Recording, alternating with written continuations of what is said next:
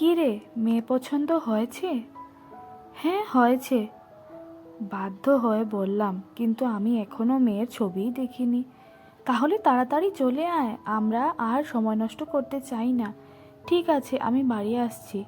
বাড়ি আসবি কেন? তোর কাকুর বাড়ি আয়, আমরা সবাই তোর কাকুর বাড়ি আছি।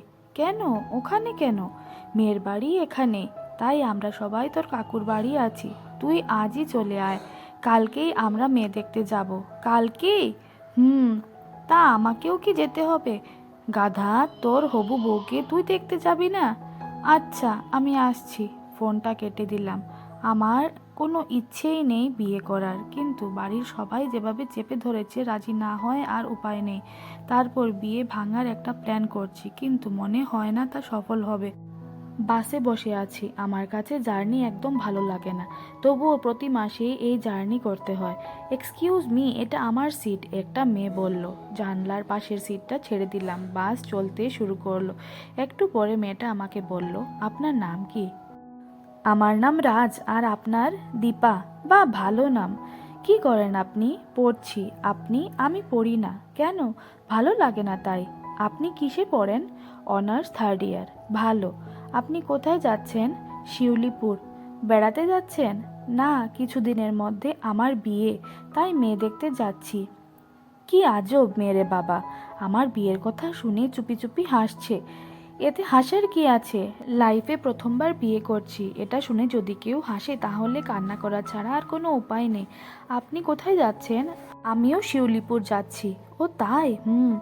বেড়াতে যাচ্ছেন? না, আসলে আমারও কিছুদিনের মধ্যে বিয়ে, তাই যাচ্ছি। ও, তো আপনি মেয়ে দেখেছেন? না, দেখতেই তো যাচ্ছি। না মানে ছবি দেখেননি?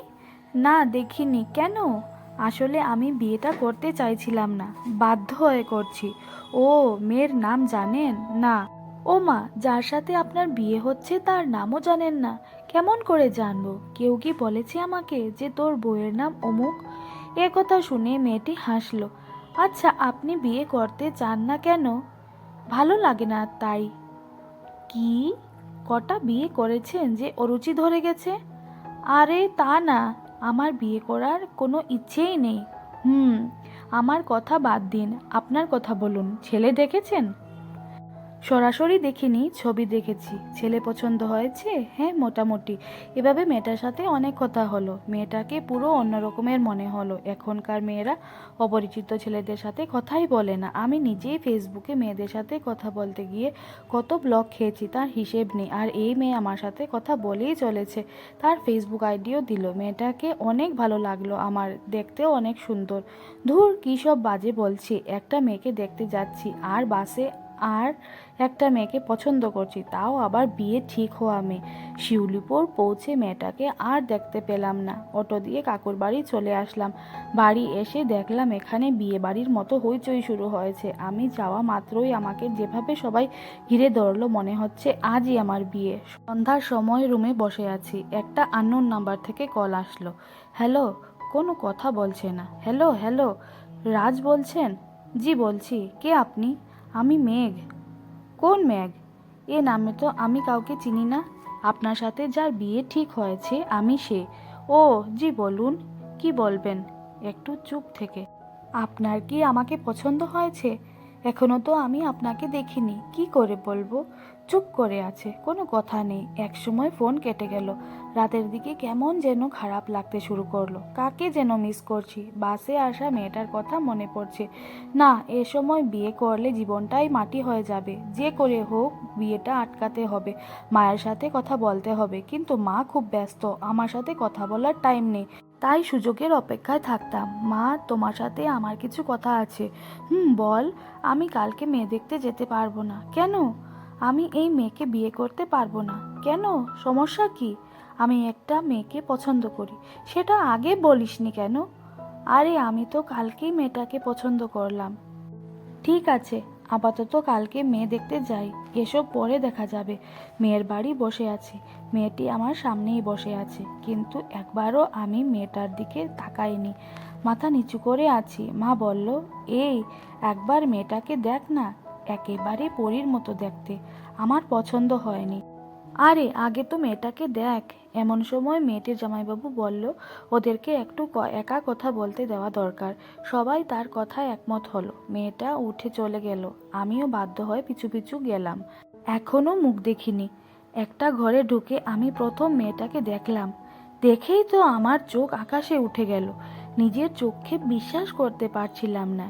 এ তো সেই বাসের মেয়েটা। তাহলে কি এর সাথে আমার বিয়ে হচ্ছে? তুমি মানে আপনি? হ্যাঁ আমি। কিন্তু কি করে সম্ভব? আসলে বাসে আমি আপনাকে পরিচয় দিইনি। কেন? খানিকটা রেগে, লজ্জা লাগছিল তাই। আর নিজের হবু ইয়ের সাথে একটু মজা করতে চাইছিলাম। অচেনা একটা মানুষের সাথে কথা বলতে লজ্জা লাগে না, আর নিজের পরিচয় দিতে লজ্জা লাগে। ও মা, অচেনা হবে কেন?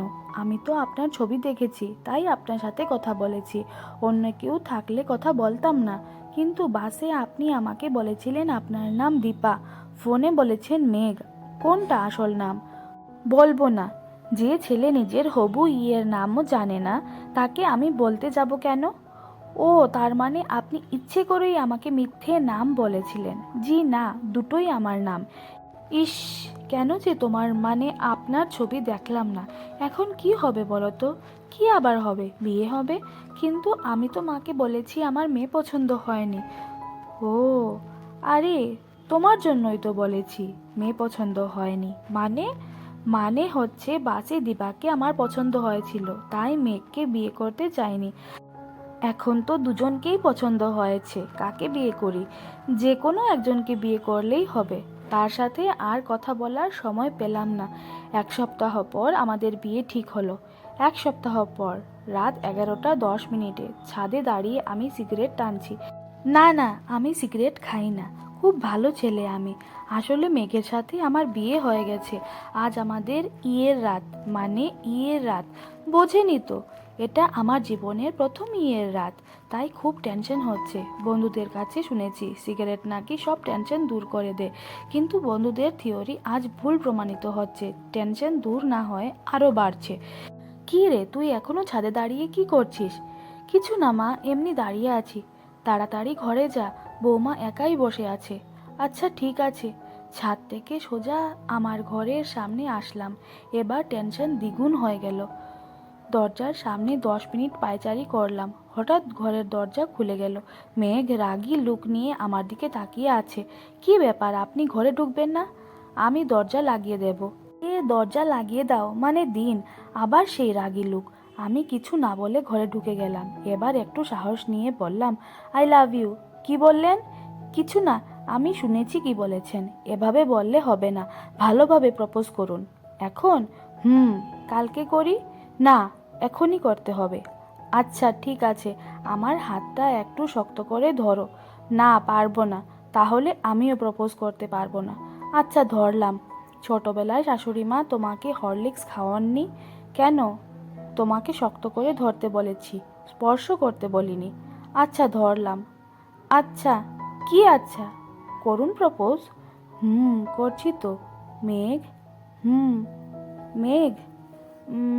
মেঘ, আমি তো তো তোমাকে তোমাকে তারপর তোমাকে তোমাকে কি তোমাকে আমি একটু জল খাবো।